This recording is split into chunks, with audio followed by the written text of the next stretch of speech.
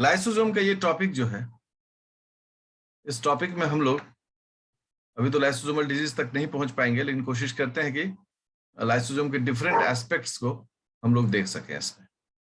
तो आइए हम लोग इसको देखते हैं। अभी मेम्ब्रेन की खासियत को देख रहे हैं हम लोग। का जो टॉपिक है वह है लाइसोसोमल मेम्ब्रेन। जो प्रीवियस लेक्चर है, लेक्चर नंबर 1, उसमें इस मेम्ब्रेन के दो यूनिक फीचर्स को बताया गया। पहला vacuolar proton pump, ATPase pump, और दूसरा था कि why lysosome can not be digested by its own enzyme till it is functional. बीमार पड़ जाए तो उसको डाइजेस्ट कर लिया जाएगा। तो एक तीसरा यूनिक पॉइंट था, उसको देख रहे हैं, और वो था क्या? सेलेक्टिव परमिएबिलिटी, लिमिटेड भी कहते हैं इसको, लिमिटेड परमिएबिलिटी। सेल ने इसके मेम्ब्रेन को क्यों बहुत यूनिक बनाया, ये चुन कर भेजेगा। ठीक है, तो पहला चीज, एक चीज हमेशा समझे कि नॉर्मली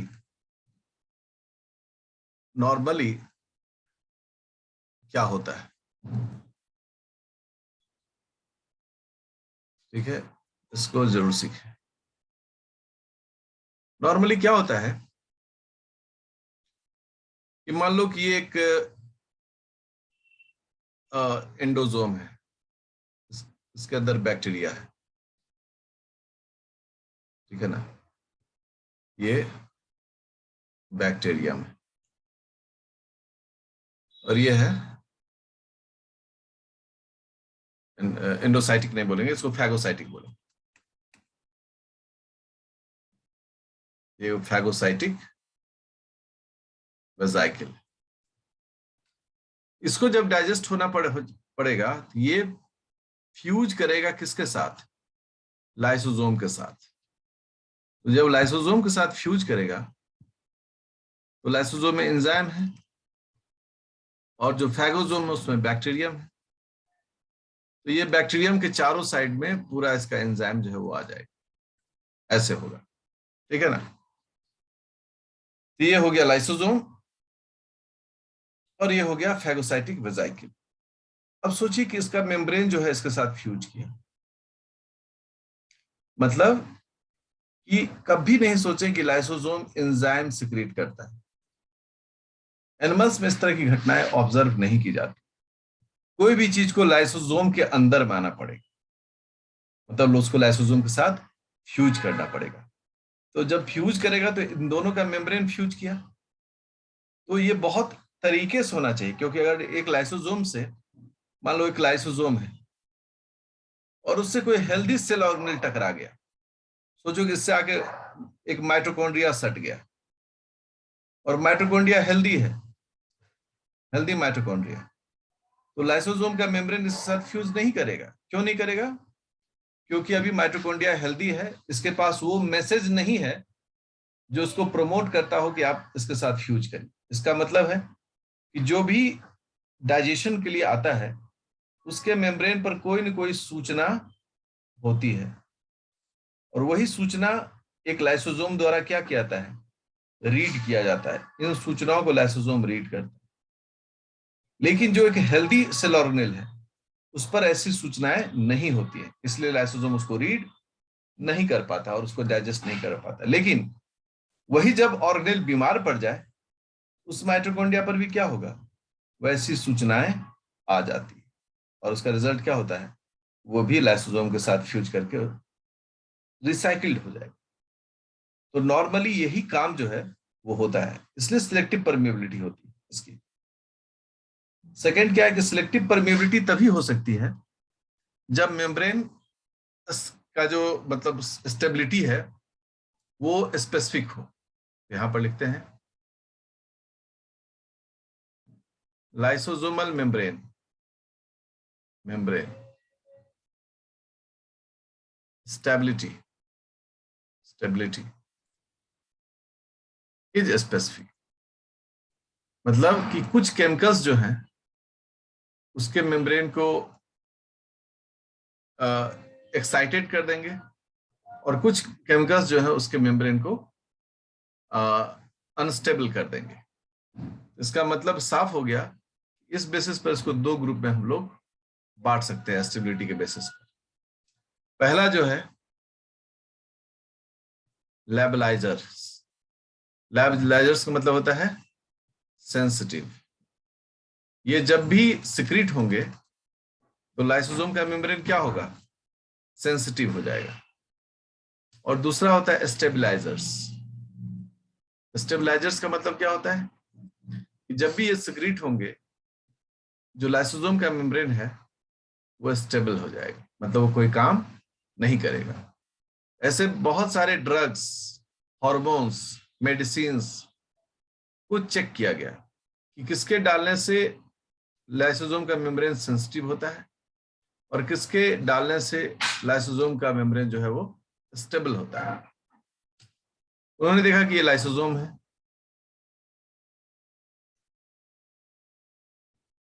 लाइसोसोम, और इसके मीडियम में कुछ केमिकल डाला गया। जैसे एक केमिकल है, उसका नाम है progesterone. We all know it, progesterone is a female sex hormone, holds pregnancy. जैसे ही ये इसके टच में आया, मेम्ब्रेन जो है वो सेंसिटिव हो गया। क्या हो गया, सेंसिटिव। तो हम लोग प्रोजेस्टेरॉन को क्या बोलेंगे, लेबलाइजर। इसके आने से, इसके टच होने से लाइसोसोम का मेम्ब्रेन जो है वो सेंसिटिव हो जाता है। एक दूसरा एग्जांपल देते हैं हम लोग। दूसरा एग्जांपल है कोलेस्टेरॉल। अगर कोलेस्ट्रॉल इस मेम्ब्रेन में आ जाए तो मेम्ब्रेन क्या हो जाता है, स्टेबिलिटी। इसका मतलब कोलेस्ट्रॉल क्या हो गया, स्टेबलाइजर्स। तो ऐसे अलग अलग तरह के केमिकल्स जो हैं वह इसके मेम्ब्रेन को या तो एक्टिवेट करेंगे, सेंसिटिव करेंगे, या फिर उसको स्टेबल कर देंगे ताकि उसमें कुछ भी बदलाव ना हो सके। अगर इस तरह की चीजों को अगर हम लोग देखें तो ऐसे एग्जांपल्स की एक सीरीज है, like vitamin A, B complex, K, E. ई में क्या है, हाई डोज होना चाहिए, तीर का ऊपर का निशान। Progesterone, testosterone, male sex hormone. उसके अलावा beta oestradiol, female sex hormone.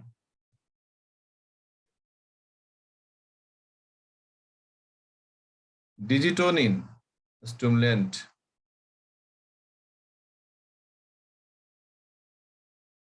Colin, antibiotics. Ubiquinone, ये सभी क्या है, ये सभी हैं लेबलाइजर। इनके आने से मेम्ब्रेन जो है वो सेंसिटिव हो जाएगा। लेकिन वहीं पर अगर हम स्टेबलाइजर में देखें, यहां है विटामिन ई, लो डोज। इसके अलावा अभी जस्ट पढ़ा हमने, कोलेस्टेरॉल स्टेबल करेगा मेम्ब्रेन को। अब देखिए एड्रिनल कॉर्टेक्स से निकलने वाला कॉर्टिसोन, कॉर्टिसोल, क्लोरोक्विनोन, ठीक है, क्विनोन। इसके अलावा फेनोथियाजाइन, ये सब ड्रग का हिस्सा है, ZIN, जाइन, फेनोथियाजाइन। हिपैरिन, जो ब्लड को जमने से रोकता है ना, वो भी इसी में आएगा, हिपैरिन। एंटी हिस्टामाइन, एंटी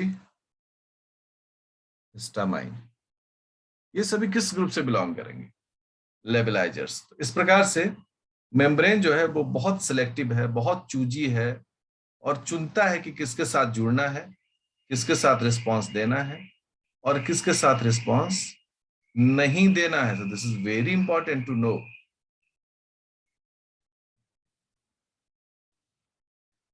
अब है अभी लाइसोसोम के मेम्ब्रेन में ही है,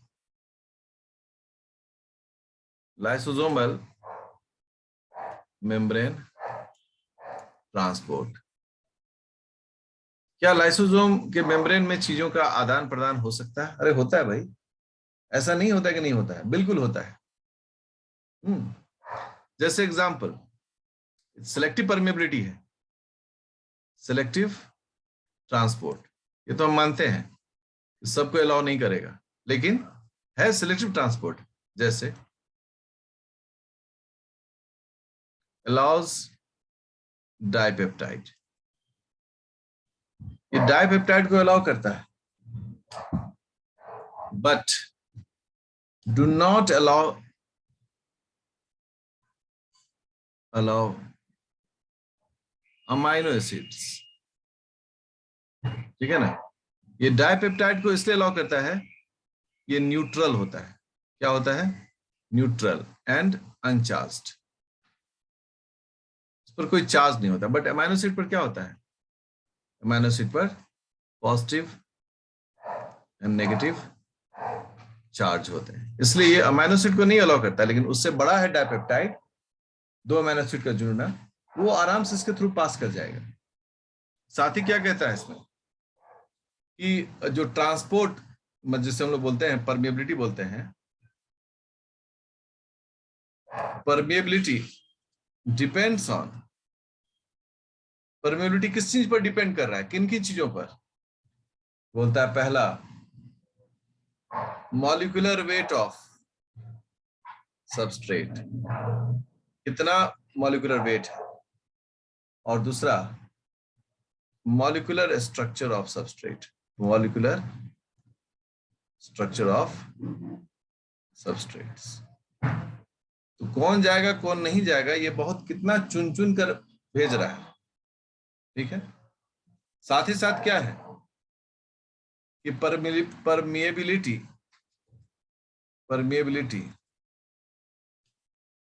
मे बी इन्फ्लुएंस्ड, कौन इसको इन्फ्लुएंस कर सकता है? May be influenced by extreme pH. अगर आप पीएच में बदलाव कर दें, परमिएबिलिटी पर असर पड़ेगा। साथ ही critical level of silver, mercury and copper. तो आप देखिए कि कई तरह के फैक्टर्स होते हैं जो इसके मेम्ब्रेन को चेक करते रहता है कि भाई क्या क्या इसके मेम्ब्रेन में संभावनाएं हैं। ये जो अभी आपने पूरी जानकारी हासिल की, ये था इसके लाइसोसोमल मेम्ब्रेन के बारे में आपने जानकारी हासिल किया।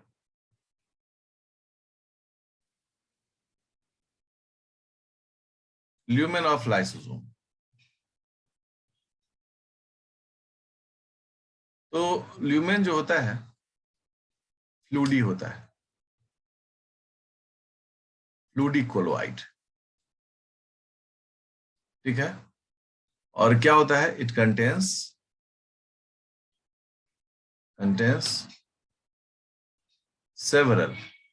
several में more than 40 types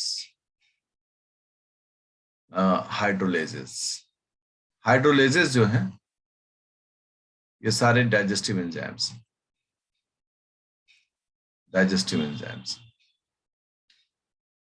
इन सभी हाइड्रोलेजेस का यूनिक क्या है? What is the unique about this all hydrolases? Unique ये है कि they can work only at low pH. जब लो पीएच हो, लगभग 5 के इर्द गिर्द या उससे थोड़ा कम, तभी ये काम करेगा ऑल हाइड्रोलेजेस। बोले सर इसमें यूनिकनेस क्या है ना? जैसे अगर हम लोग अपने डाइजेस्टिव देखें, एक आप एक्सेप्शनल केस देखिए। मान लिया हम लोग सलाइवरी एमाइलेज की बात करते हैं, जो हम लोग का मुंह में सिक्रीट होता है सलाइवा में। सलाइवरी एमाइलेज न्यूट्रल पीएच पर काम करता है। ठीक है, अगर हम लोग गैस्ट्रिक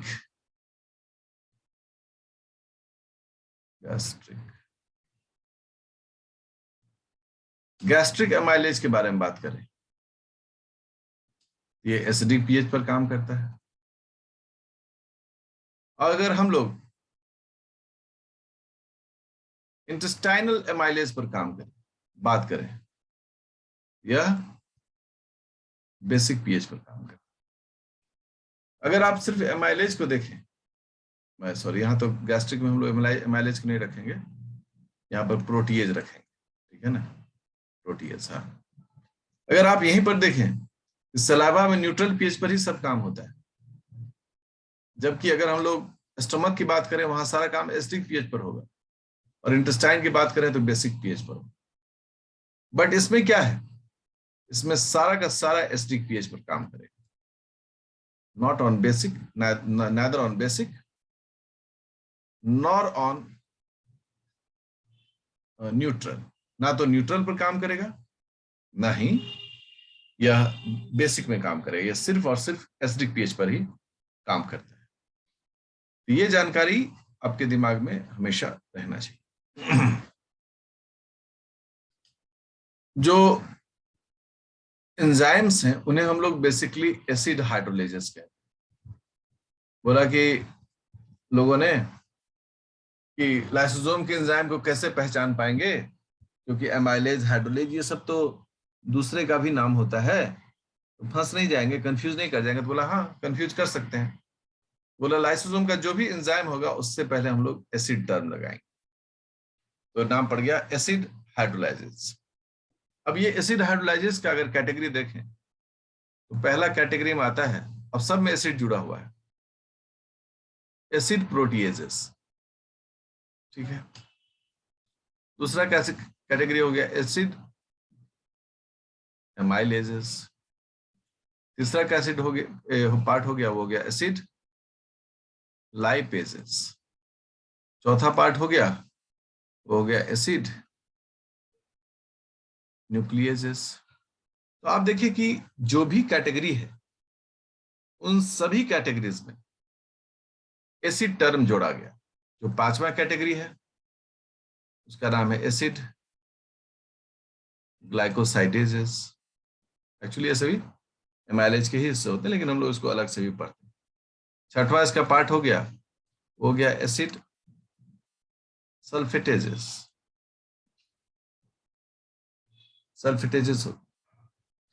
तो इस तरह से सबके साथ एसिड टर्म यूज कर लेने से क्या खास बात होगी? तो खास बात ये हुई कि वो डिनोट कर दिया कि ये सभी लाइसोसोम में ही मिलता है। अब थोड़ी सी जानकारी हम लोग और उसके बारे में, एंजाइम्स के बारे में लेते हैं कि लाइसोसोमल एंजाइम्स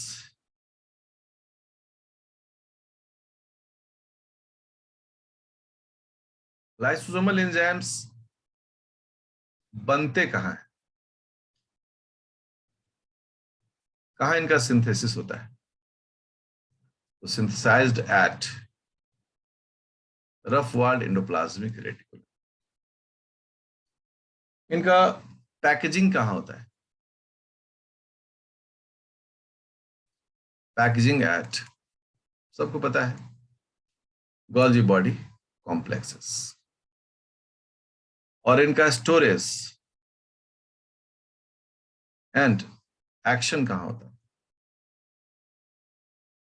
ये होता है लाइसोसोम। एक्शन को हम लोग सिक्रीशन भी बोल सकते हैं।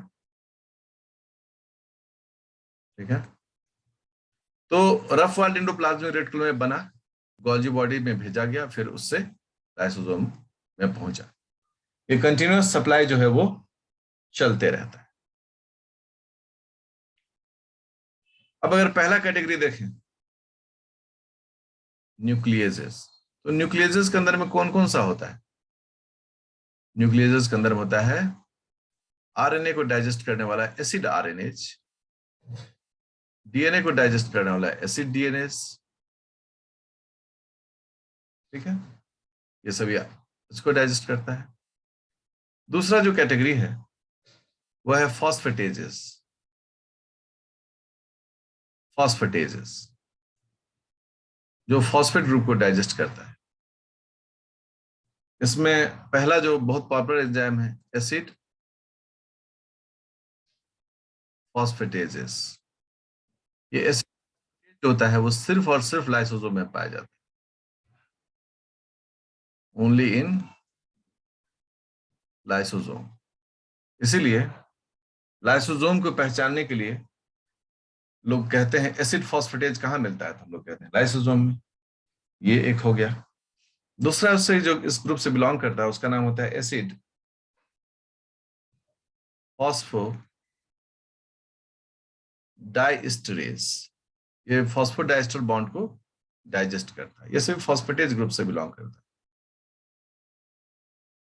तीसरा हो गया एसिड लाइपेजेस जो फैट को डाइजेस्ट करता है।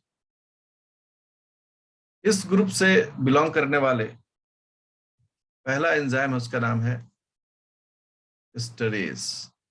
ये एस्टर बॉन्ड को डाइजेस्ट करता है। और दूसरा हो गया फॉस्फोलाइपेजेस।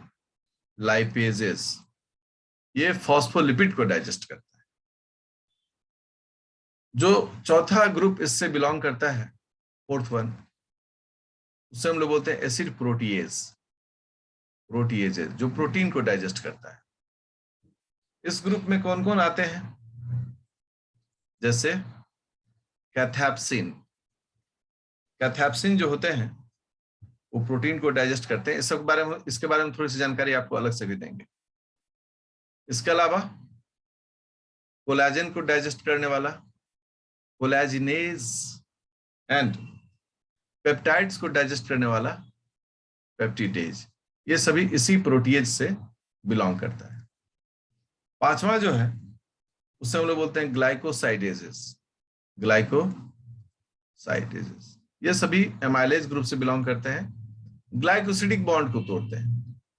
ग्लाइकोसाइडेजेस में आप देखेंगे बीटा गैलेक्टोसाइडेज। ये बीटा गैलेक्टोसाइडेज एंजाइम, बीटा ग्लूयूरोनीडेज, ये सारे बॉन्ड्स हैं उसको करता है। अल्फा मैनोसाइडेज, ठीक है, अल्फा ग्लूकोसाइडेज। मतलब इस प्रकार से जिसके इसके में भी बॉन्ड बनता है ग्लाइकोसाइडिक, उन सबको ये डाइजेस्ट करता है। जो छठवां ग्रुप है इसमें उसका नाम है सल्फेटेज।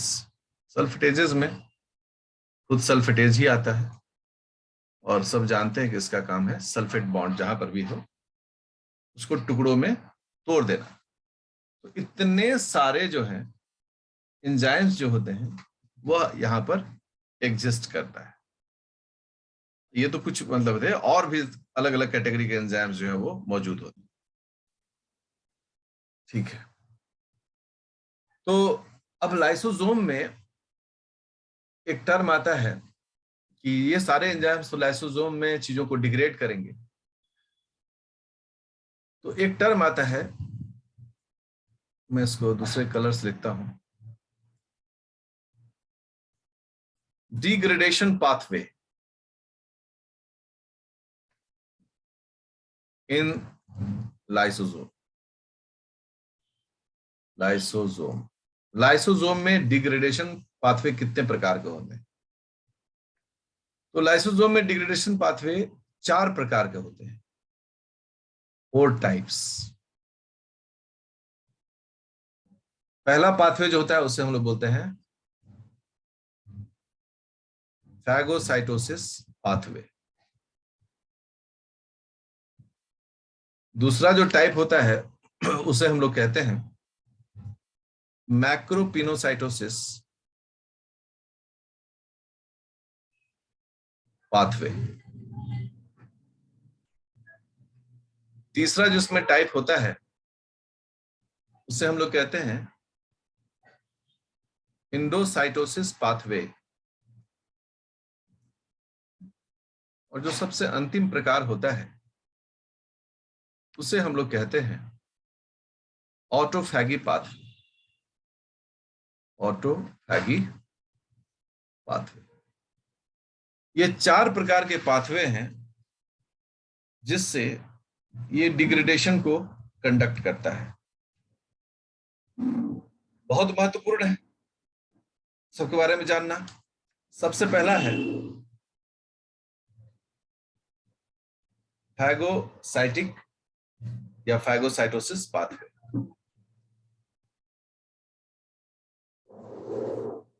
फैगोसाइटोसिस पाथवे में क्या होता है, एक सेल है, सोचो कि ये अमीबा सेल है, और इसके मीडियम में जहां पर ये है वहां पर एक बैक्टीरिया है। बैक्टीरिया, इस सेल ने क्या किया, इस सेल ने इस बैक्टीरिया को अंदर कर लिया। मैं उतना डायग्राम बार बार नहीं बनाऊंगा, मैं इसी डायग्राम में चेंजेस करता हूं।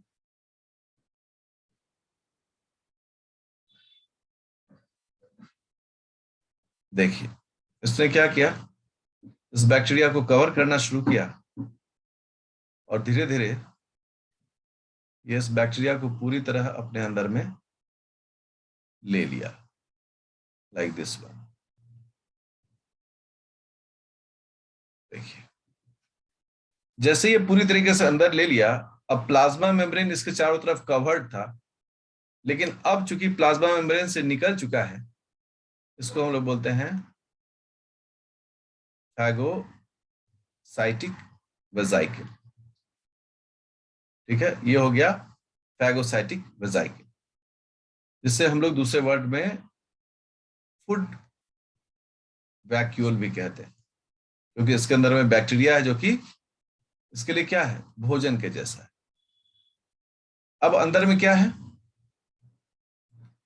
लाइसोसोम है, तैयार बैठा हुआ है। आगे क्या होगा, सिर्फ अंदर का डायग्राम पे दिखा रहे हैं, दिखा भी चुके हैं।